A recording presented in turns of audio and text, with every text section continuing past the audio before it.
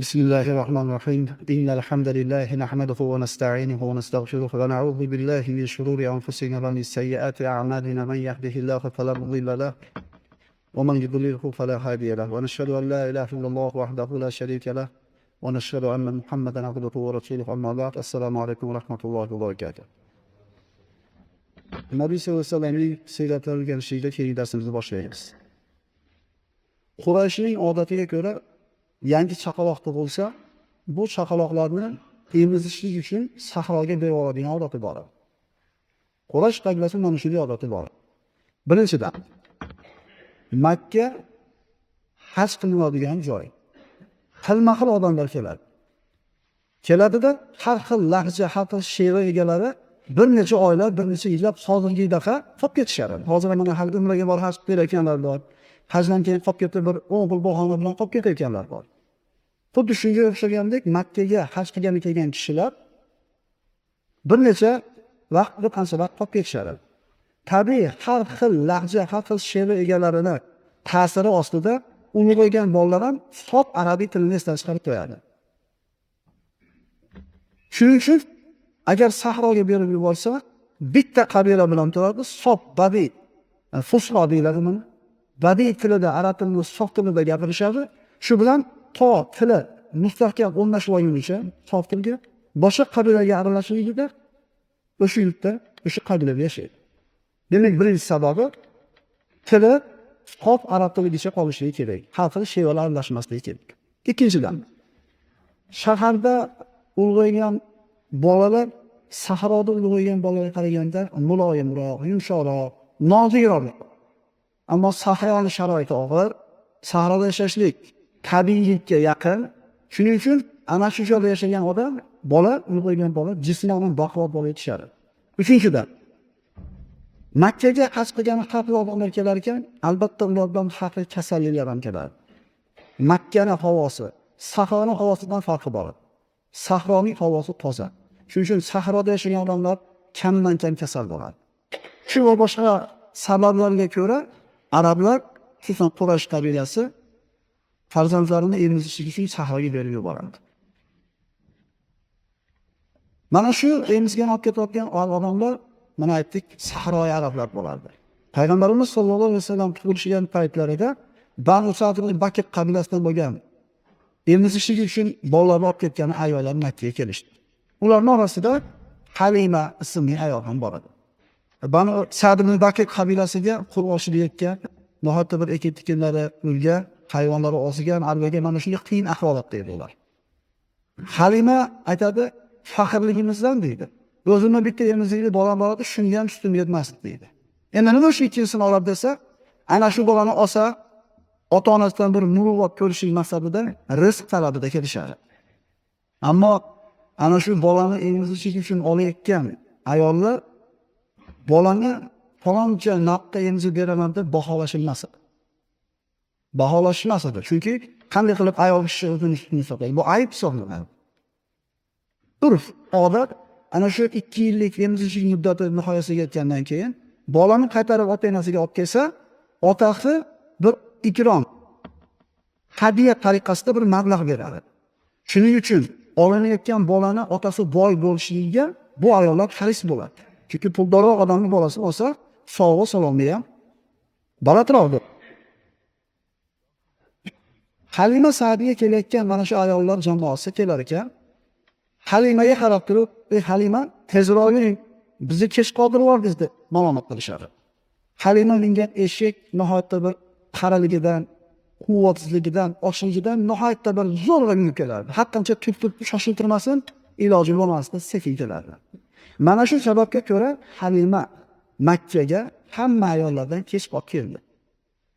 Ayollar Halimadan avval kelib, ana shu chaqaloqlarni istagan paytda Omina o'zi farzandi Muhammad sollallohu alayhi vasallamni ularga ro'baro qilganda, kim zurriyotidan Abdulmuttolibdi. Annasi nasab bola ekan. Otasi kim? Otasi o'tgan. Endi otasi yo'q bo'lsa, bu yetimga biz parvarish qilsak, uni onasi va bobosi qanchalik bizga bir muruvvat qila oladi? Hech qachon otasi yoki onasi yoki bobosi, otasi haris bo'lganda farzandiga haris bo'lmaydi. Hamma innagalar rad qilishdi.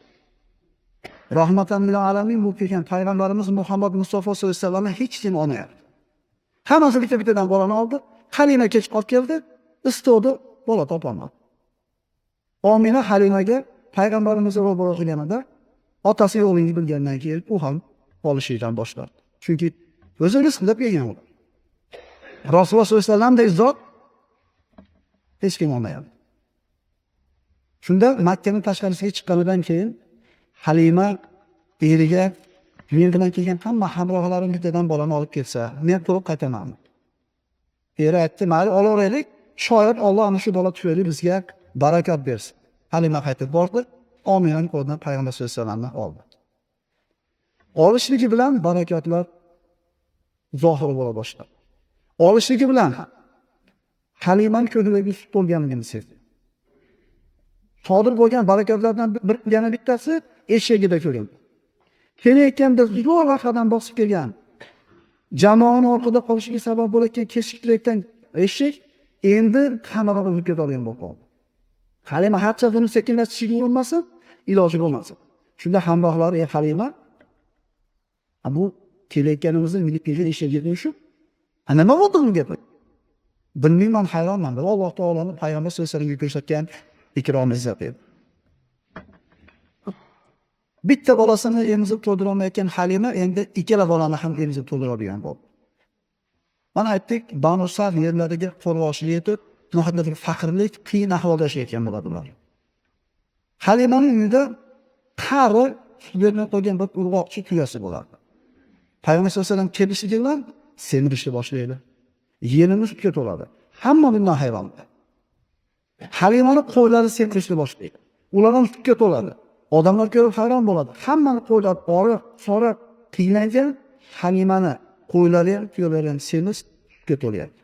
Ana shu qo'ylarni haydab ketadigan cho'ponlarga boshqa kishilar aytardi, "Voy, Halimani qo'ylari qayerda yuribdi? O'shada boqishgan senlar ham, qara qo'ylarni semirganini." Biz cho'ponlar aytardi, "O'shada boqyapmiz biz ham, lekin foydasi bo'lmayapti." Bu payg'ambar sollallohu alayhi vasallam tufayli Halimaning uyiga kelgan barakat edi. Shuning uchun birodarlar, bizni tijoratimiz rivoj yurayotgan bo'lsa, hamma yerimiz besh bo'layotgan bo'lsa, qaysi farzandimiz tufayli ekanligini bila olmaymiz. Halimani eshagi kech olib kelganida hamma bolalarini ayollar olib bo'lgan. Halima albatta xafa bo'lgan bo'lsa kerak. Shu eshagi baquvvatroq bo'lganida, birinchi kelganida ehtimol men ham boylik bolasini olardim degan. Ya'ni mana shu eshagini orqada qolganligini o'ziga zarardan o'lagan bo'lishi mumkin. Hamma yolonlarga o'xshab. Lekin avval oqibat nima bo'ldi? Foydasiga bo'lib chiqdimi? Asan taqroqu shay'an va huwa khayrun lakum deydi Alloh. Hayotingizda bir ish sodir bo'ladi, sizlarga yoqmaydi. Hayotingizda bir ish sodir bo'ladi, sizlarga yoqadi. Ehtimol orqasida ziyoni bor, kim biladi buni? Bir ishni yomon ko'rasizlar deb Alloh taolo. Orqasida yaxshilik bor. Bir ishni yaxshi ko'rasizlar, yaxshi ham gunoh bo'lganini bilsiz, orqasida ziyoni bor. Sizlar bilmaysizlar buni foydasi ziyoni, Alloh biladi deydi. Xuddi mana shu o'rinda payg'ambarlik tarixiga murojaat qilsak, Musa alayhissalom Xizr alayhissalom bilan uchrashdi. Sizga berilgan ilmdan menga o'rgating dedi, o'rgataman, faqat nima uchun qilganligingni eshitsa so'rangiz. Xullas mana mashhur qilsa, kemani tashib qo'ydi. Kema ahli cho'kishga yaqin bo'ldi, zo'r nariga sohilga yetib borishdi. Bu kema miskin odamlardagi edi, tirikchiligi shu kemasi bilan. Kemani tag'in tashib qo'ygandan keyin kemachiga chiqqanmi bu? Rasbotmi bu? O'sha kemachi aytgan bo'lsa kerak. Chataq bo'ldida mana tashib qolganmi? Shu chiqindi o'rniga falon ishimni qilib olardim desa kerak. Bizda bo'ladi shu narsa. Keyinchalik Xizr alayhissalom Musa alayhissalomga bu qilgan ishlarni sababini aytib berganlar aytdiki, men kemani teshib qo'ydim. Sababi narigi sohilda podshohi kelgan kemalarni hammasini topib qo'yadi. Aybli ekanligini ko'rgandan keyin podshoh deb qo'ydi unga deydi. Demak, mana shu teshilganligi foyda bo'lib chiqdimi oqibatda? Shuning uchun masjidga bora olmagan bo'lsangiz, bolani o'qib ketib o'sha yerdan topib qolgan bo'lsangiz, hamdayning Alloh ehtimol bu boladan saqladi. Din yo'llanmadingiz to'g'ringiz, bir yaxshilik bor. Din yo'llanmadingiz, bil chiqaramiz qizdingizsa. Ehtimol bir yaxshilik bor. Yaxshilar eshitib turaylik. Yaxshilar eshitib turaylik. Biz iymonni yettita shart, iymonni yettita rukniga shartini iymon keltirganmiz. Allohga, farishtalarga. Ha? Shundan bittasi yaxshilik ham, yomonlik ham Allohdan. Quyidagi Imom Termiziyning sahihlarida keltirilgan hadisga quloq solamiz. Hozir bu mavzudan chiqish emas. Nabiy sollallohu alayhi vasallam aytadilar: senga yoqadigan narsa adashib boshqa birovga o'tib qolmaydi.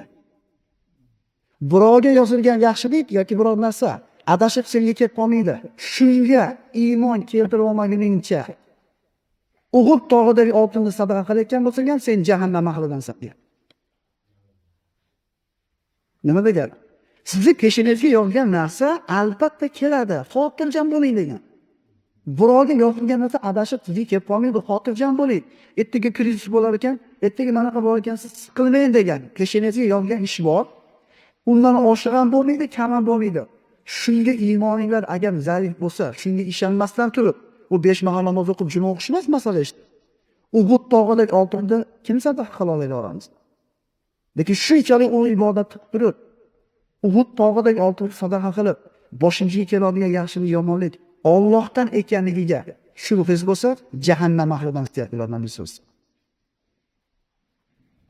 Eshit qolib ham haq bo'lgan bo'lsa kerak chaqiradi.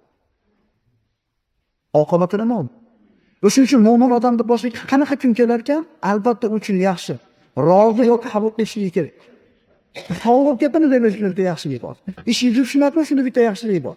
Faqirmisiz demak bitta yaxshilik bor. Ehtimol o'sha davlatni berib qo'ysa ko'tara olmay qolasiz siz. Haqiqatdan deymiz, ertagacha kelayotgan ishimiz umuman teskarisi bo'ladi. Bu degani yotib olish kerak, Allohning aytgani bo'ladi degani emas.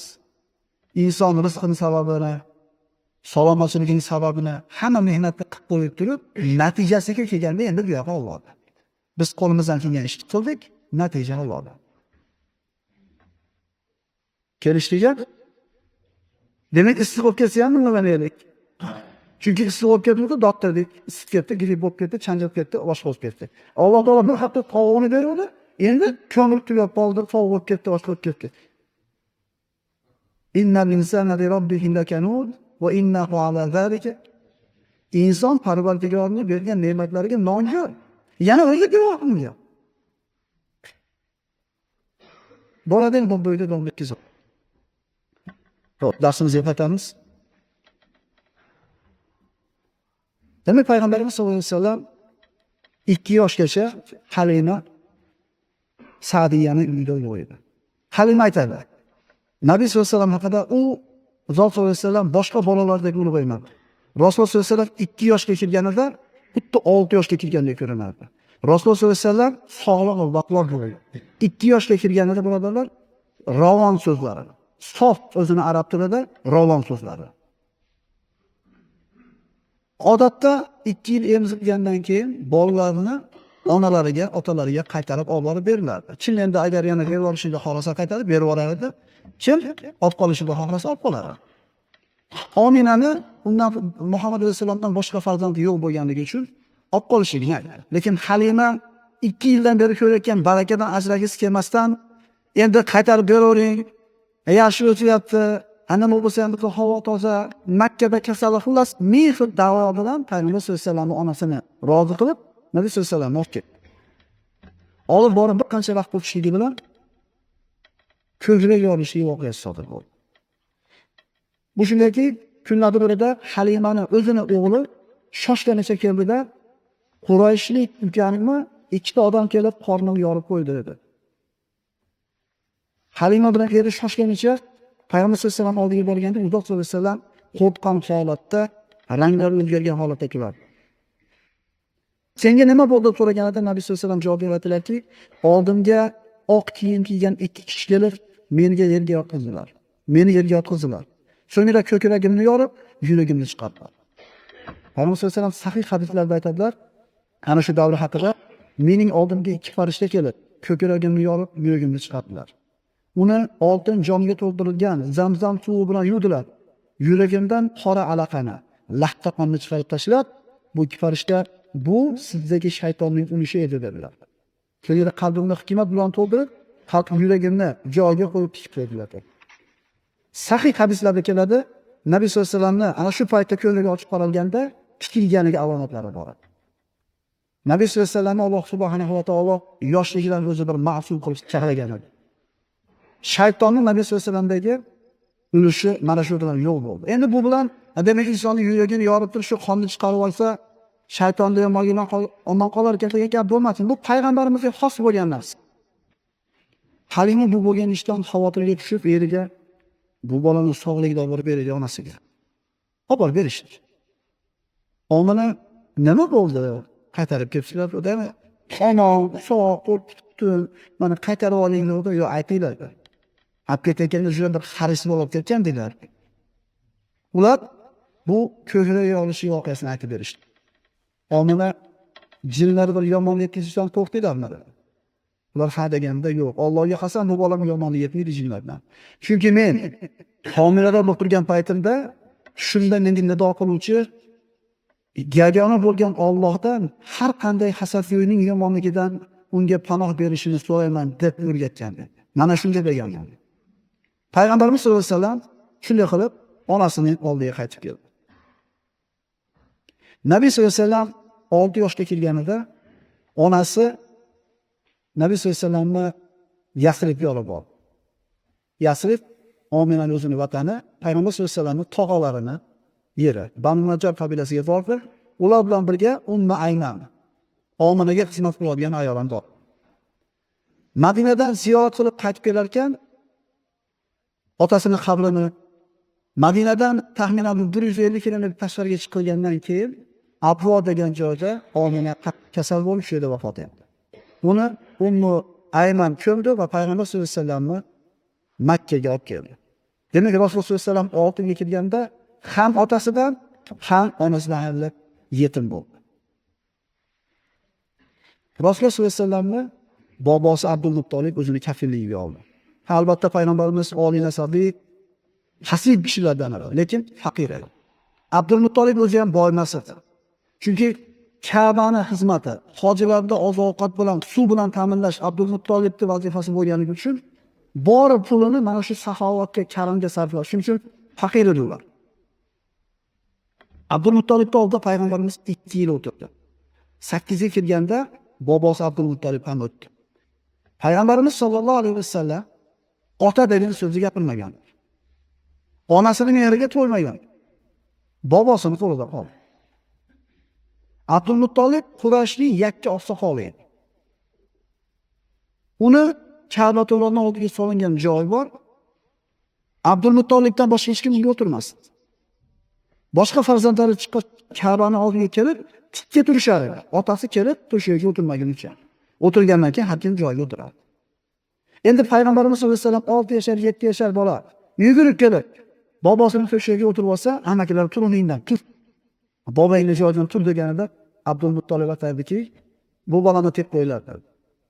Allohga qasam bu bolamda buyuk bir ish bor. Yoshligidan, bobosidan va amakilardan hurmat ko'rib katta bo'lgan bola o'ziga qanday bir chertilmagan, so'kmagan hurmat bilan katta qilgan. Endi bizni olaylik. Bak. Böyle hadi. Gel. Piyanasini qo'ysa, so'kadi. Kiyimini yetib kelsa, so'kadi. Uxlamasa, hozir eshikab o'raman itti bolasi. Bu ona shu 2 ga 3 ga kirgan bolasini uxlatishligi onaning ishi emasmi? Yalanadimi, yolg'onadimi, hikoyat beradimi, Qur'on o'qib beradimi? Shu onaning ishimi, o'zining ishini bu endi bolaning go'shini kesishlik bilan qo'yib qo'yadi. O'zining go'shini o'zi yeyib qo'yadi. Uyi to'g'ri kelmaydi, yo'qadi. Keyin qo'rqoq. Onasini so'ysa ham, otasini so'ysa ham bunaqa ruhi yo'q bola indamay turaveradi. So'ysa so'kilib qoladi degan. Farzandlarni onalari tarbiya qilib yaxshi bilib olaylik ishimiz. Zubayr ibn Avvomdek Rasululloh sollallohu alayhi vasallamning favorisi bo'lgan kishini Sofiya bint Abdul Muttolib onasi tarbiya qilgan bo'ladi. Ayollarimizga qarab turib, farzandlarimizni kim bo'lishini ko'rib qo'yaveraylik. Siz ko'chani odamisiz. Siz o'sha qonni bilan, uskunalar ta'minoti bilan shug'ullanasiz, ruhini onasi sindiryapti. Payg'ambarimiz sollallohu alayhi vasallam bobosini oldida o'tirar ekan, mana 2 yil yashadi deb aytdik. Bobosi Quraysh to'xta qolgan. Makkaga kelgan podshohlar, elchilar, vazirlar, kiborlar, mujohidlar albatta Abdul Muttolib bilan uchrashib ketadi. Bobosining oldida o'tirib, Payg'ambarimiz sollallohu alayhi vasallam bobosi ular bilan qanaqa muomala qilayotganligini ko'rib o'g'aydi. Payg'ambar sollallohu alayhi vasallam yetim, kambag'al, bechora bilan muomala qilishni biladi. Chunki o'zi shunaqa edi. Endi faqat bular bilan emas, bobosi o'tirib katta toifadagi katta insonlar bilan ham qanday muomala qilish kerakligini tushunganligini o'rgandi. Ishonaveringlar, 6ga kirgan, 7ga kirgan bolalarning kallasi ishlaydigan bo'lib qolgan o'sha. Sizlar e'tibor bermasdan yosh bola deganlar bilan yozyapti bu narsalarni u. Er-xotin o'tirib, dunyodan, hayotdan shikoyat qilib, hayotdan noroziligini bir-biriga gapirayotganda u yozyapti u. Mahallamizda kim yaxshi yashayapti deb so'rang. Albatta davlatdan odam aytadi. Chunki siz er-xotin gaplashayotganda shu bola, demak yaxshi hayot, pulli hayot degan narsani olgansizda. Yolg'on to'g'ri aytyapman. Olyapti u.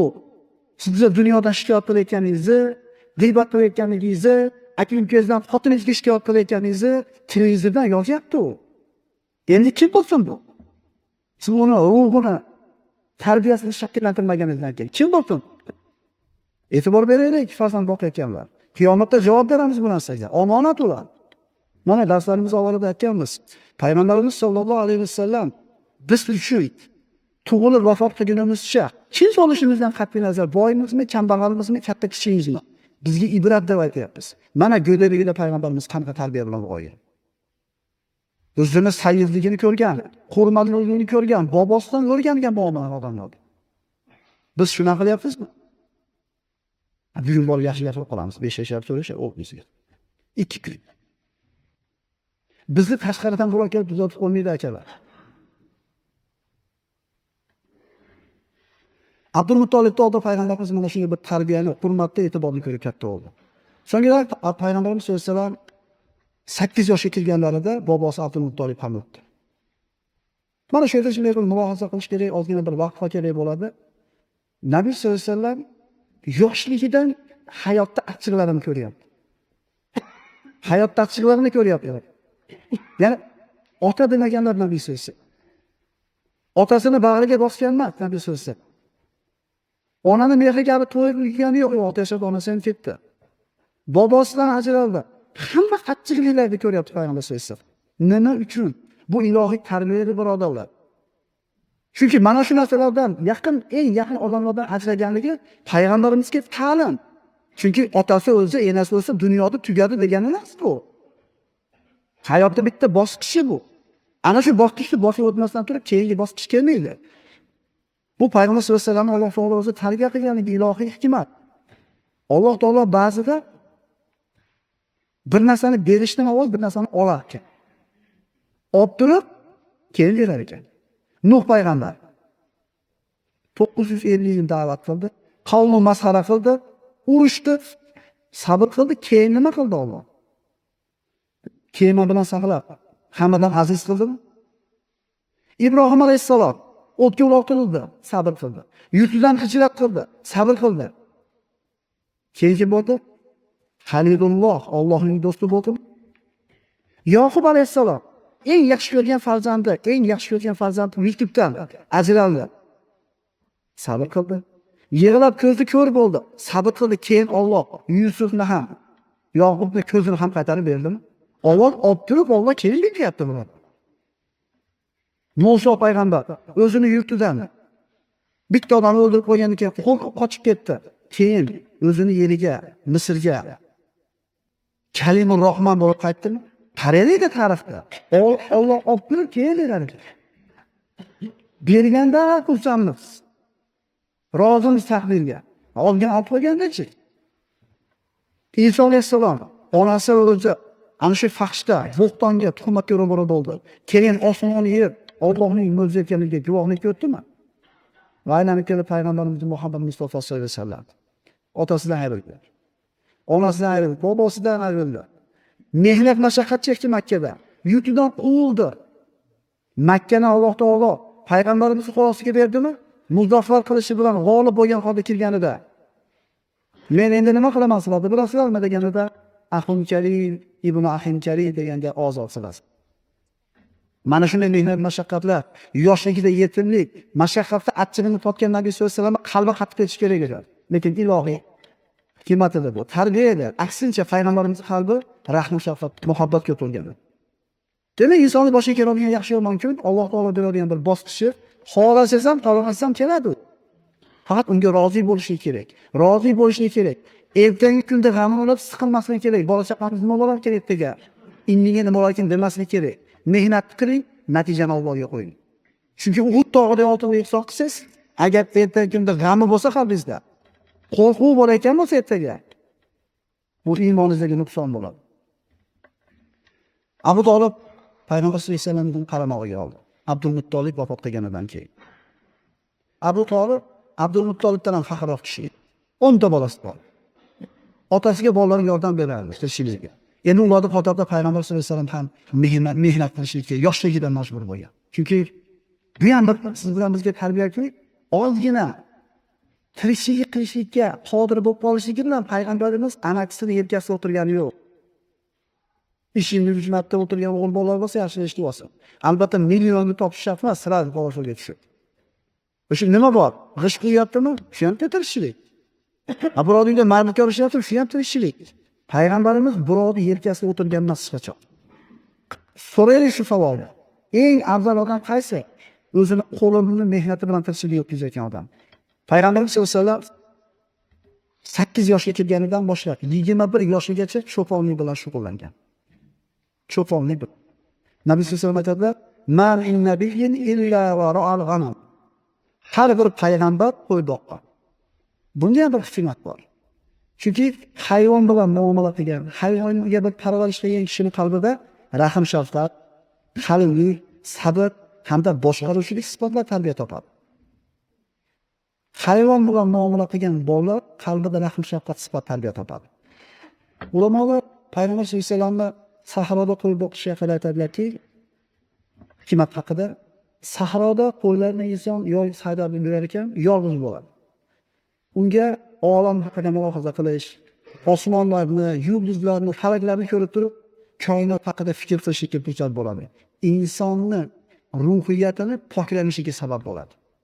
Endi shaharda o'rtada yashayotgan odamda-chi, g'ola-g'ovur, bir harakat, voqealar, hodisalar, bu narsalar haqida fikr qilishga vaqt bo'lmaydi.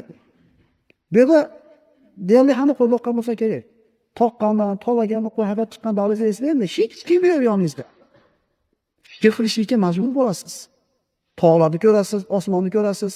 Endi shaharda yurgan odamchi, bir qarasa, yozib turibdi. Shunga fikr osmonga qarab yulduzlar ko'rdi. Voy, shunaqa yulduzlar bor ekan debdi. Chunki shaharda g'ala-g'ovurda yashagan odamda yolg'iz qolib mulohaza qilishga imkon bo'lmaydi. Payg'ambar sollallohu alayhi vasallam sahroda qo'y boqishning hikmatlaridan bittasi mana shu. Subhana robbika robbil izzati amma yasifun va salamun alal mursalin va alhamdulillahi robbil alamin. Assalomu alaykum va rahmatullohi va barakatuh.